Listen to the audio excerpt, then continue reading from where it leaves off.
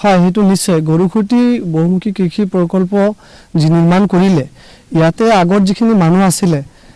বেছি সংখ্যক মানুহক সংস্থাপন কৰিছে অলপ মানুহ ৰৈ গৈছে সেইখিনি মানুহ ইয়াতে আছে আৰু নতুনকৈ প্ৰকল্পটো কি কৰিছে যেটো আগৰ সীমা আছিলে সেই সীমাৰ বাহিৰেও এক্সটেনশন কৰি পেলাই আমাৰ দুখন গাঁও সোমাই লৈছে প্ৰকল্পৰ ভিতৰত সেই কথাটোক লৈ যে মানে প্ৰতিক্ৰিয়া হৈ আছে যে প্ৰকল্পৰ মাটি বেদখল হৈছে কিন্তু আসলতে প্ৰকল্পৰ মাটি ইয়াতে বেদখল হোৱা নাই আৰু প্ৰকল্পৰ যেটো নতুনকৈ ডিমাৰ্কেশন দি পেলাই ৰাস্তা বনাব খুজিছে সেই ৰাস্তাখিনি বনাবলৈ যেটো আৰম্ভ কৰিছে একদম মানে গাঁৱৰ ওচৰেদি গৈছে সেই কথাটোই আমি প্ৰকল্পৰ অধ্যক্ষ মহোদয়ক অনুৰোধ কৰিছো যে 200 মিটাৰ মান এৰি পেলাই যদি প্ৰকল্পৰ সীমাটো তেওঁলোকে ডিমাৰ্কেশন কৰে বা ৰাস্তাটো বনাই লৈ যায় অনাগত দিনত এই প্ৰকল্পৰ ওচৰে পাজৰে থকা যিখিনি মানুহ আছে তেওঁলোকৰ গৰু ছাগলী বা মানুহে কেতিয়া প্ৰকল্পত অনিষ্ট কৰিব নোৱাৰে তাৰ কাৰণে আমি আহ্বান জনাইছো যে তেওঁলোকে 200 মিটাৰ মান পিছুৱাই পেলাই সীমাটো কৰক নতুনকৈ এক্সটেনশন কৰাৰ পিছত আমাৰ মানুহ আপত্তি কৰা নাই আমাৰ মানুহে প্ৰকল্পত সকলো সময়ত সহাৰি জনাই আছে আমাৰ চৰৰ মানুহে চোৰ নহয় ডকাইত নহয় প্ৰকল্পত কেতিয়াও অত্যাচাৰ কৰা নাই আপোনালোকে জানে গৰুখুটি চিপাজাৰৰ যি সংস্কৃতি আমাৰ চৰৰ মানুহৰ সেই সংস্কৃতিতে আছে আমি বিচাৰিছো মুখ্যমন্ত্ৰী ডাঙৰীয়া আৰু আমাৰ প্ৰকল্পৰ অধ্যক্ষ মহোদয়ক আমি অনুৰোধ কৰিছো যে যিখিনি মানুহ ইয়াতে উচ্ছেদ কৰিলে তেওঁলোকক সংস্থাপন দিলে আমাৰ আৰু ইয়াতে সমস্যা নাই আমি আৰু ইয়াতে যাব লগা মানুহ নাই আমি ইয়াতে যুগ যুগ ধৰি বসবাস কৰি আছো ইয়াতে আমাৰ জন্ম হৈছে আমি প্ৰকল্প সংৰক্ষণ কৰিব বিচাৰো আমি ইয়াতে থাকিব বিচাৰো আৰু যি সীমা তেওঁলোকে দিছে নতুনকৈ মাটি অলপ আমাৰ খালি মাটি আছিল এইখিনি লৈ লৈছে লোৱাত আমাৰ আপত্তি নাই চৰকাৰী মাটি চৰকাৰে প্ৰজেক্ট কৰিব লক আমি সহাৰি দিছো কিন্তু মাত্ৰ 200 মিটাৰ মান এৰি পেলে তেওঁলোকে ৰাস্তাটো বনাই লৈ গলে আমাৰ সুবিধা হয় এই দুখন গাঁৱৰ কথা যি উল্লেখ কৰিলে দুখন গাঁৱত কিমান মানুহ প্ৰকল্পৰ ভিতৰত সোমাই থাকে এই দুখন গাঁৱত মোটামুটি প্ৰায় 200 গিনিমান মানুহ আছে এই মানুহখিনি বৰ্তমান এফেক্টেড হৈ আছে গতিকে যদি 200 মিটাৰ মান বেক কৰি পেলে আমাৰ ৰাস্তাটো বনাই দিয়ে এই 200 মানুহৰ শান্তি হ'ব গোটেই জীৱনৰ কাৰণে প্ৰকল্পৰ যি সমস্যা এটো স্থায়ীভাৱে সমাধান হ'ব আৰু অলপখিনি মানুহ আমাৰ ইয়াতে আছে বৰ্তমান মানে প্ৰকল্পৰ ওচৰতে আছে সেই মানুহখিনি তাৰমানে চৰকাৰে সংস্থাপন দিবলৈ দলগাঁৱত সব ৰেডি কৰিছে কিন্তু তাৰে মানুহখিনি বা দলগাঁৱৰ বিধায়কে মানে অলপ আপত্তি দিছে মানে মানুহখিনি যেটো প্লট দিছে অলপ ইফাল কৰাৰ কাৰণে এইখিনি আমাৰ চিপাজাৰ মানে চক্ৰ বিষয়ে সংস্থাপন দিবলৈ টাইম লৈছে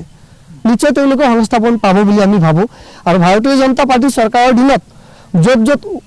উচ্ছেদ হৈছে তাৰে ভিতৰত বিশেষকৈ গৰুখুটিৰ মানুহে সংস্থাপন পাইছে গতিকে ইয়াতে কিছু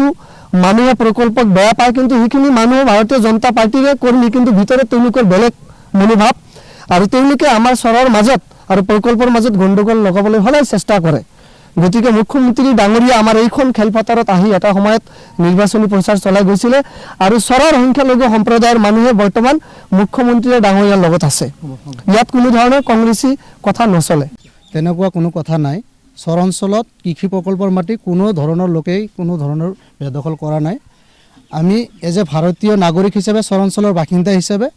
কৃষি প্ৰকল্পৰ যিখিনি মাটি ইতিমধ্যে উচ্ছেদ হোৱা আপোনালোকে গম পায় সাম্প্ৰত যিখিনি মানুহ সংস্থাপন কৰা হৈছে তেনেকুৱা কোনো ব্যক্তি আজিৰ তাৰিখত আমাৰ চকুত নপৰে যে এনেকৈ পুনৰবাৰ ইয়াতে আহি মাটি বেদখল কৰিছে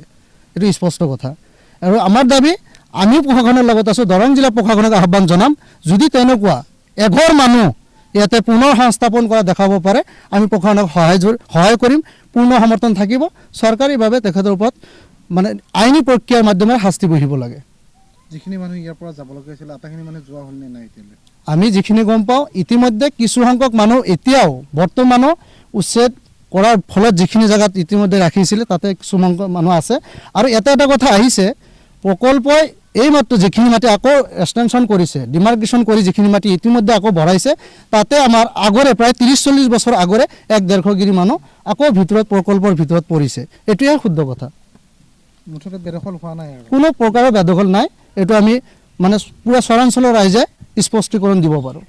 আৰু যিটো কথা ওলাইছে সেইটো কথা লৈ কি ক'ব মানে প্ৰকল্পৰ মাটি পুনৰ বেদখল হোৱা বুলি তেনেকুৱা কোনো কথা নাই এটো টোটালি ভিত্তিহীন আৰু কিছু সংখ্যক দল সংগঠনে চৰকাৰক বেয়া পোৱা প্ৰকল্পক বেয়া পোৱা কিছুমান কথা হাইলাইট হ'বকৈ মানে হ'ব পৰাকৈ তেনেকৈ কিছু কথা ওলাইছে আৰু ইয়াতে আৰু এটা কথা আহিছে চৰকাৰী মাটি চৰকাৰে লৈছে প্ৰজেক্ট বনাইছে তাতে আমাক পূৰ্ণ পৰ্যায়ৰ সহায় আছে আৰু এই ভিত্তিতে আমি সন্মানীয় বিধায়ক মহোদয়ক কৈছিলোঁ যে আমাৰ এটা স্থায়ীভাৱে সীমা এটা লাগে প্ৰকল্প আৰু আমাৰ স্থায়ী মানুহখিনিৰ কাৰণে এটা স্থায়ীভাৱে সীমা লাগে আৰু এই কথাটোহে প্ৰকল্পৰ বিষয় লৈ আমি সন্মানীয় বিধায়ক মহোদয়ক আহ্বান জনাইছিলোঁ। তেওঁ আহ্বান ক্ৰমে আহিছিল যদিও এতিয়ালৈ আমাৰ এই বিষয়টো মানে সম্পূৰ্ণ ক্লিয়াৰ নহ'ল, সীমাটো ক্লিয়াৰ নহ'ল। আৰু এই ক্ষেত্ৰত যি দেখা পাইছোঁ স্থানীয় বিধায়ক মহোদয়ৰ কিছু হেমাহি বা কিছু তেনেকুৱা কথা আহিছে, আমাৰ সন্দেহ হৈছে। প্ৰকল্পৰ অধ্যক্ষগৰাকীয়ে কি কয় এনেকুৱা? প্ৰকল্পৰ অধ্যক্ষগৰাকীৰ লগত আমাৰ এনেকুৱা কোনো ধৰণৰ বাদ বিবাদ হোৱা নাই। তেখেতে ধুনীয়াকৈ প্ৰকল্প চলাই আছে, আমাৰো পূৰ্ণ সঁহাৰি আছে। তেনেকুৱা কোনো ধৰণৰ প্ৰকল্পৰ লগত আমাৰ কোনো সংঘাত নাই।